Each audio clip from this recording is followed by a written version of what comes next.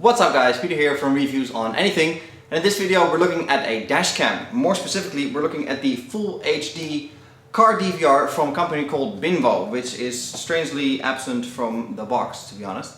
But this is a budget, let's say low end of the price spectrum dashcam that still offers quite a lot of features and value for your money, so they claim. Now I got the unit right here.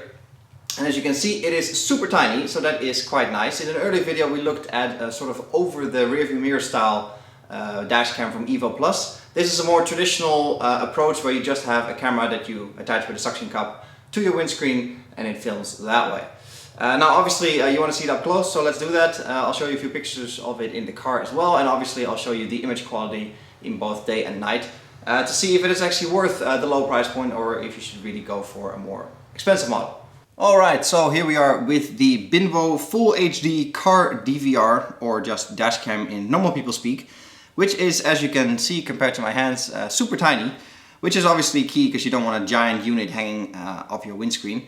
But with the little suction cap that attaches up here, that's obviously included, you can tuck it away behind your rearview mirror and it's completely out of the way, which is quite nice. You also get the charging cable, obviously, that plugs in here, mini USB. And the other end plugs into your 12 volt or cigarette lighter outlet in your car. So that is really all you get in the box, and a manual actually as well. Which you are going to need because this unit came set up in, I don't know, either Chinese or some kind of script that I did not recognize at all. So it took a bit of fiddling around in the menu and sort of guessing what the pictures meant in order to get it into English. But in the end I did manage, although it was quite annoying, to be honest. Now you get a 16 gig micro SD card that goes here on the side included, which is quite nice. And obviously, since this is a dashcam, it is set up for loop recording, which means you'll never run out of space, and that is quite nice. But you can also plug it in here with some HDMI out and sort of stream it to your TV if you so desire. Now the battery inside is constantly charged, obviously, as soon as you have it plugged in. And it's also set up to start automatically as you start your car, because then your 12 volt socket will get power. So don't expect miracles from the battery. That is really only there to make sure that when you set the power down function, sort of the delay timer, when it has to power down to, for example, a minute, it has enough battery to run that. And it also has enough, for example, in parking mode, but that is about it. So don't expect that you can take this out as your camera for a whole day or anything. That's not what it's for. Now, on the back we have a nice screen, as you can see, that is 3 inches wide, reminiscent of very old phones. You got some indicator lights here to show you that it's on and that it's recording. Then on the side you got some menu buttons, power button, record, photo button, and so on. On the other side, same thing, up and down, and menu, so you can navigate the menus and set it up exactly like you want.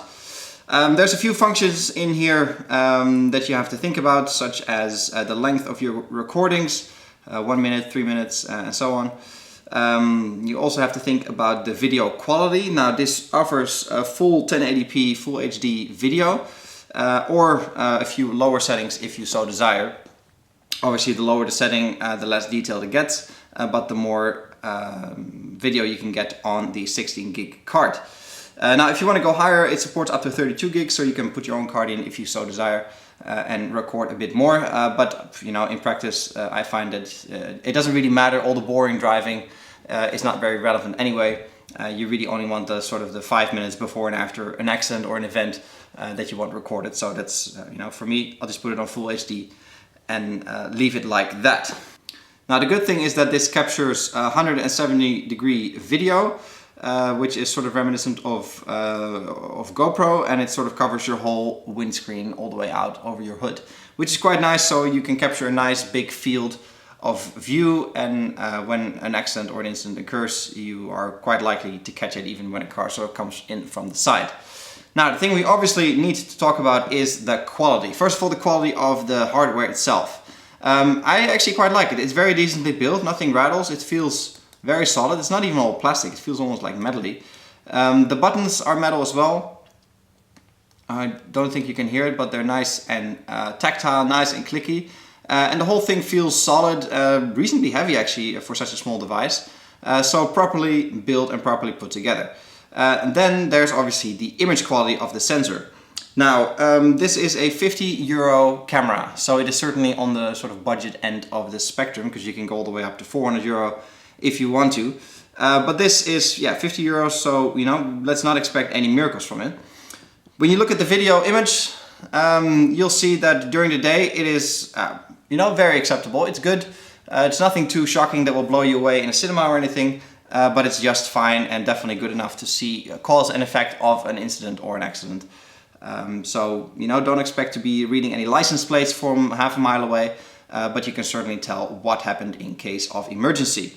At night, though, is where the camera starts to struggle quite a bit. It does have WDR, so it automatically adjusts brightness and so on according to the situation, which helps a little bit. And you can, in the settings, you can change a few things when it comes to exposure, white balance and so on. But at night, yeah, it's not the best. It's obviously, it's the weak part of most dash cams, and there's no dedicated night mode here either. But yeah, it's nothing to write home about. You'll still see what happens, you know, in case of an accident. You'll see where a car came from and so on. But again, reading license plates and such is just not going to happen.